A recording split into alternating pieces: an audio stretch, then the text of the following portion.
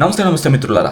30 days continuous mini log సిరీస్లో day 2కి మీ అందరికి స్వాగతం. ఈ రోజు కూడా వర్క్ ఫ్రమ్ హోమే. బయట ఎండ దబాయిస్తుంది. ఒక మీటింగ్ ఉంది. మీటింగ్ అయినాక ఒక షార్ట్ వాక్ వెళ్దాం. One eternity later.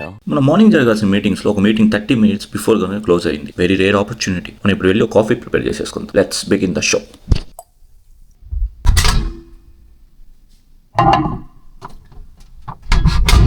खाना और मंदू नये तो बतकू सकता बट कॉफी नये तो बतकू नहीं सकता. ఆజాము ఇక మొదలెడదామా.